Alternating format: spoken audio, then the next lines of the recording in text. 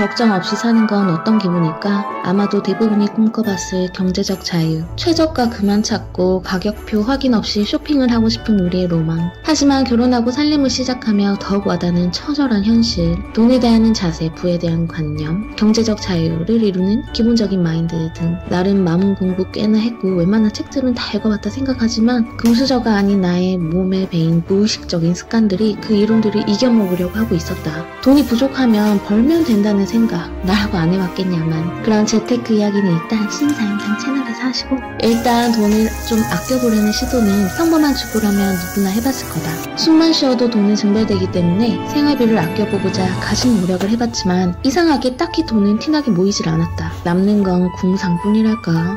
그런 날 보고 한 친구가 그랬다. 야, 너 콩나물값 같은 거 아껴갖고 한 달에 100이 아껴줘, 200이 아껴줘. 그런 거 아닌 별 의미도 없어. 그냥 써. 그래, 내가 이거 아껴서 죽으면 뭐 관자리가 바뀌나 싶은 공허함과 어디가 500원이라도 더 저렴한지 배송비 비교하며 최저가 상품을 찾느라 금같은 시간을 쓰고 있는 내 신세에 현타가 오며 몰라 순간이 오기도 했다. 그래도 티끌모아 태산이라 하지 않았나. 검소함은 진정한 부자의 기본적 아니던가. 티끌모아 티끌이 질리려나.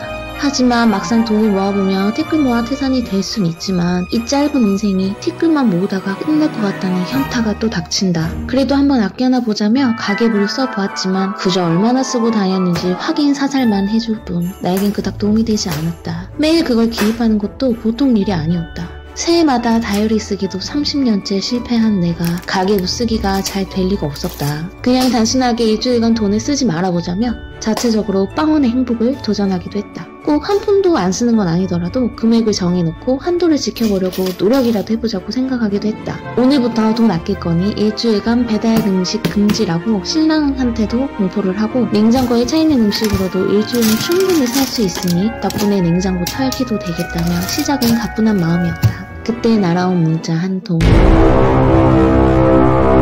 오아시스는 쿠폰이 올 때마다 장을 받던지라 고민을 했으나 이미 냉장고에 있는 식재료들이 썩기 전에 먹고 다음 주에 다시 생각하자며 위기를 넘겼다. 그랬더니 이번엔 10,000원짜리가 날아왔다.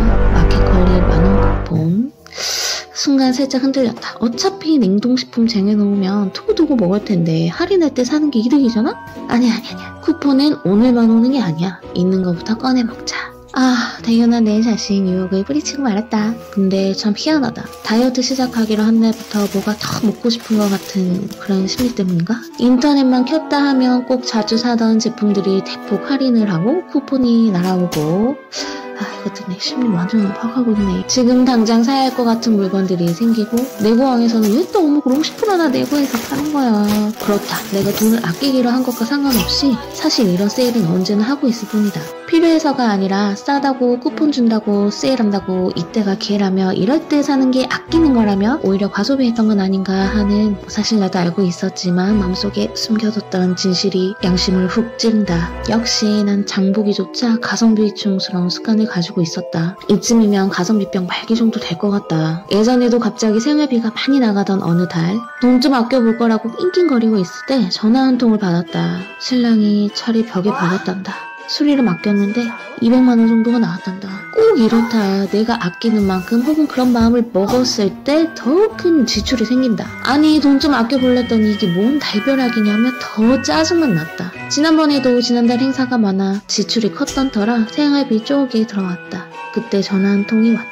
얼마 전 이상한 동생이 이번 주 집들이를 하겠다는 것이다. 첫 집을 사서 집들이를 하겠다는데 빈손으로 갈 수도 없고 어쩜 또 지출할 일부터 생겼다. 결국 선물을 사면 내 것까지 질러버렸다. 그뿐인가? 꼭 돈 좀 아끼려고 할 때마다 아이가 소풍을 간다며 뭐 도시락을 싸야 한다고 한다든지 거절하기 애매한 약속이 생겨 지출이 생기고 세금 내라고 나라와 때마침 효시 떨어져 핸드폰 깨져 차를 박은 일 따위는 참 절묘하긴 하다만 사실 돈 쓸 일은 언제 어디서나 천지인 것이다. 별 생각 없이 습관처럼 쓰다가 돈을 쓰지 않으려는 순간 지출이 더 명확하게 드러나고 있는 것 뿐이다. 안 쓰고 사려면 혼자 집에서 아무것도 하지 않으면 가능하다. 근데 남편도 아이도 있는 집에서 지출을 마음대로 맡기란 정말 쉬운 일이 아니었다. 이런 시도로 지출을 막을 수는 없었지만 적어도 가성비병에 걸려 오히려 지나친 소비를 하던 부분을 조금 절제할 수는 있었다.